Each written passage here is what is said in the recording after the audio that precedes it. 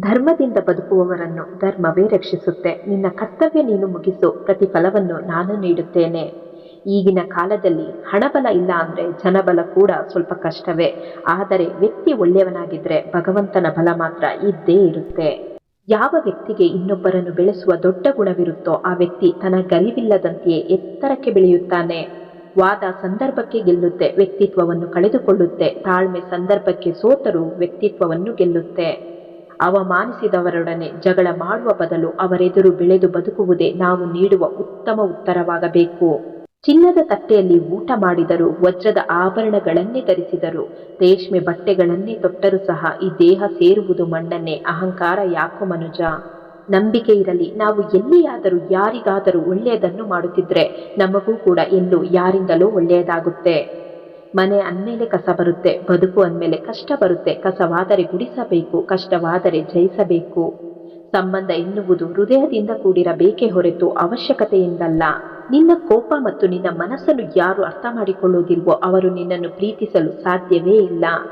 ನಮ್ಮ ತಪ್ಪುಗಳಿಗೆ ತಕ್ಷಣ ಶಿಕ್ಷೆ ಸಿಗದಿರಬಹುದು, ಆದರೆ ಕಾಲಾನಂತರದಲ್ಲಿ ನಾವು ಅದನ್ನು ಖಂಡಿತವಾಗಿಯೂ ಪಡೆಯುತ್ತೇವೆ. ಒಂದು ಮಾತು ನೆನಪಿನಲ್ಲಿ ಇಟ್ಟುಕೊಳ್ಳಿ, ಸುಖದಲ್ಲಿ ಎಲ್ಲರೂ ಸಿಗುತ್ತಾರೆ, ಆದರೆ ದುಃಖದಲ್ಲಿ ಕೇವಲ ಭಗವಂತ ಮಾತ್ರ ಸಿಗುವನು. ನಮ್ಮ ಜೀವನದಲ್ಲಿ ನಾವು ಮಾಡಿರುವ ಮೊದಲ ತಪ್ಪು ಏನೆಂದರೆ ಸಿಗಲಾರದ ಪ್ರೀತಿಯನ್ನು ಮರೆಯಲಾಗದಷ್ಟು ಪ್ರೀತಿಸಿದ್ದು. ಎಲ್ಲವೂ ಇದೆ ಎಂದು ಮೆರೆಯಬೇಡ. ಮೇಲೆ ಇರೋನು ಕೊಟ್ಟು ನೋಡ್ತಾನೆ, ಕಿತ್ಕೊಂಡು ನೋಡ್ತಾನೆ.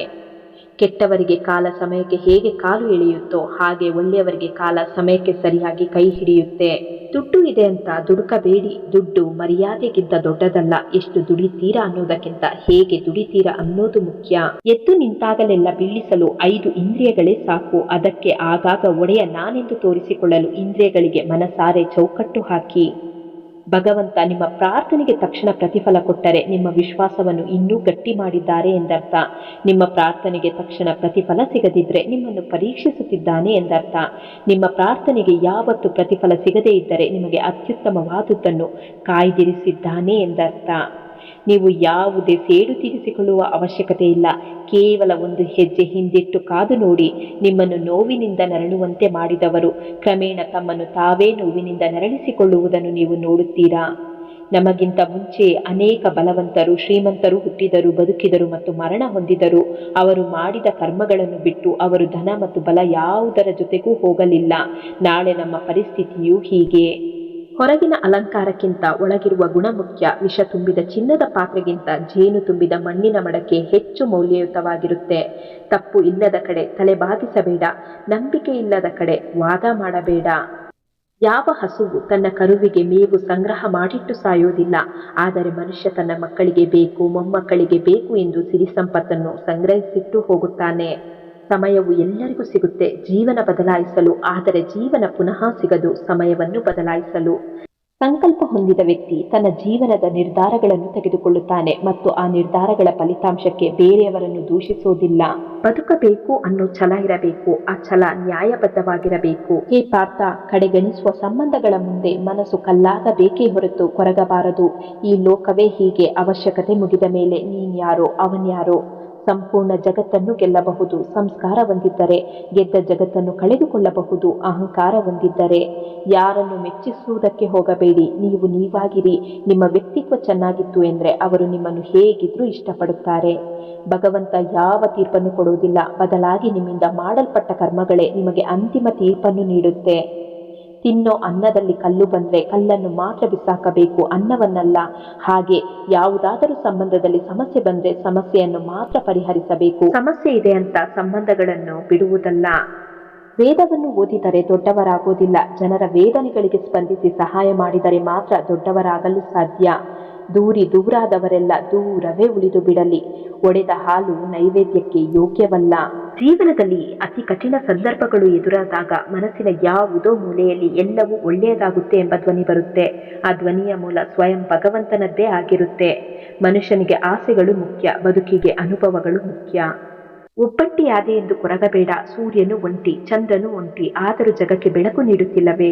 ಒಂಟಿಯಾದಾಗಲೇ ನೀನು ಏನು ಎಂದು ಅರ್ಥವಾಗುವುದು, ನಿನ್ನ ಸಾಮರ್ಥ್ಯ ಎಷ್ಟು ಎಂದು ತಿಳಿಯುವುದು. ಸೂರ್ಯ ಚಂದ್ರರಂತೆ ನೀ ಜಗಕ್ಕೆ ಬೆಳಕು ನೀಡುವುದು ಬೇಡ, ನಿನ್ನ ಬದುಕಿಗೆ ನೀನು ಬೆಳಕಾಗು ಸಾಕು. ಯಾರು ನಿರಂತರ ಪರಮಾತ್ಮನ ನೆನಪಿನಲ್ಲಿ ಇರುತ್ತಾರೋ ಅವರಿಗೆ ಎಷ್ಟೇ ದೊಡ್ಡ ದೊಡ್ಡ ಸಂಕಟಗಳು ಬಂದರೂ ಅದು ತನ್ನಿಂದ ತಾನೇ ದೂರವಾಗುತ್ತೆ. ಸಹಾಯ ಮಾಡಿದವರನ್ನೇ ದೂರ ಮಾಡಿದರೆ ಆ ದೇವರು ಸಹ ದೂರವಾಗುವುದು ಸಹಜ. ಯಾಕೆಂದ್ರೆ ದೇವರು ಯಾರ ರೂಪದಲ್ಲಾದರೂ ಬರುವುದು ನಿಜ. ತಪ್ಪು ಮಾಡಿದವರನ್ನು ಒಂದೇ ಒಂದು ಬಾರಿ ಕ್ಷಮಿಸುವುದಕ್ಕಿಂತ ಒಳ್ಳೆಯ ಶಿಕ್ಷೆ ಬೇರೊಂದಿಲ್ಲ. ನಿಮಗೆ ಬೇಕೆನಿಸಿದ್ದಕ್ಕಾಗಿ ಹೋರಾಟ ಮಾಡಲಿಲ್ಲವೆಂದ್ರೆ ನೀವು ಕಳೆದುಕೊಂಡಿದ್ದಕ್ಕಾಗಿ ರೋಧಿಸುವ ಅಗತ್ಯವೂ ಇಲ್ಲ. ದಾರಿ ಕಾಣುತ್ತಿಲ್ಲವೆಂದು ದೇವರನ್ನು ದೂರಬೇಡ. ಸ್ವಲ್ಪ ತಾಳ್ಮೆ ಇರಲಿ. ದೇವರು ನಿನಗಾಗಿ ಹೊಸದೊಂದು ದಾರಿಯನ್ನೇ ಸೃಷ್ಟಿಸುತ್ತಿರಬಹುದು. ಜಗತ್ತಿನಲ್ಲಿ ವಿಷ ಮತ್ತು ಅಮೃತ ಇರುವ ಏಕೈಕ ಜಾಗ ನಾಲಿಗೆ. ಸಮಯ ನಮಗಾಗಿ ಕಾಯುವುದಿಲ್ಲ ಅಂದ ಮೇಲೆ ನಾವೇಕೆ ಒಳ್ಳೆಯ ಸಮಯಕ್ಕಾಗಿ ಕಾಯಬೇಕು? ಮಾಡುವ ಕೆಲಸ ಒಳ್ಳೆಯದಾಗಿದ್ರೆ ಸಮಯವು ಕೂಡ ಒಳ್ಳೆಯದೇ ಆಗಿರುತ್ತೆ. ದುಡ್ಡಿನ ಮೇಲೆ ಅತಿಯಾದ ಆಸೆ ನಿಮ್ಮ ಜೀವನವನ್ನು ತಪ್ಪು ದಾರಿಗೆ ಕೊಂಡೊಯ್ಯುತ್ತೆ. ಆಸೆ ಇರಲಿ, ಅತಿ ಆಸೆ ಬೇಡ. ನಾ ಎನ್ನುವುದು ಅಹಂಕಾರ, ನಾವು ಎನ್ನುವುದು ಮಮಕಾರ. ಮಮಕಾರವಿರಲಿ, ಅಹಂಕಾರ ಬೇಡ.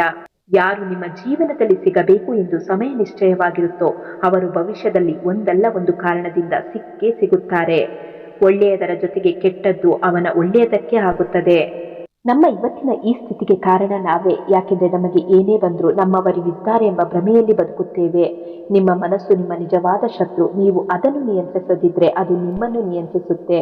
ಕೆಲವೊಂದು ಸಾರಿ ಒಂಟಿಯಾಗಿರುವುದೇ ಉತ್ತಮ. ನನ್ನದಲ್ಲವೆಂದು ಅರಿವಾದ ಮೇಲೂ ಕಳೆದುಕೊಳ್ಳುವ ಭಯವೇಕೆ ಕಾಡುತ್ತಿದೆ? ಮನುಷ್ಯ ಹೇಗೆ ಇರಲಿ, ಮನಸ್ಸು ಶುದ್ಧವಾಗಿರಲಿ.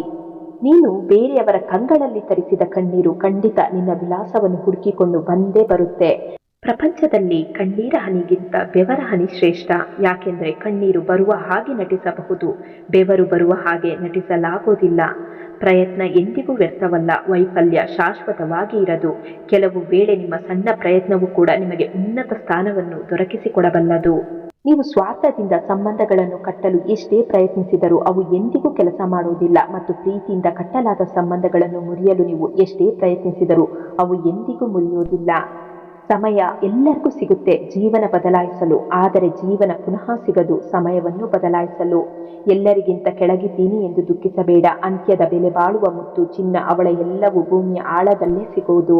ಯಾವುದು ಒಳ್ಳೆಯದು ಎಂದು ಭಾವಿಸುತ್ತೋ ಅದನ್ನು ಸ್ವೀಕರಿಸಿ ಮತ್ತು ನೀವು ಕೆಟ್ಟದ್ದನ್ನು ತಿರಸ್ಕರಿಸಿ. ಅದು ಆಲೋಚನೆ, ಕ್ರಿಯೆ ಅಥವಾ ಮನುಷ್ಯನೇ ಆಗಿರಲಿ.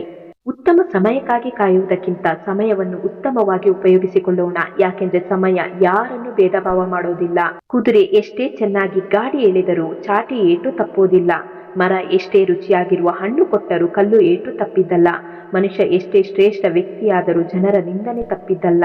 ಧರ್ಮದ ಸರಳ ವಿವರಣೆ ಎಂದರೆ ನಮ್ಮಿಂದಾಗಿ ಬೇರೆ ಯಾವುದೇ ಆತ್ಮ ದುಃಖಿಸಬಾರದು. ಅದೇ ನಿಜವಾದ ಧರ್ಮ. ನೇರವಾಗಿ ಮಾತನಾಡುವವನೇ ಈ ಪ್ರಪಂಚದಲ್ಲಿ ಎಲ್ಲರಿಗೂ ತುಂಬಾ ದೂರ, ಆದರೆ ಅವನೇ ದೇವರಿಗೆ ತುಂಬಾ ಹತ್ತಿರ.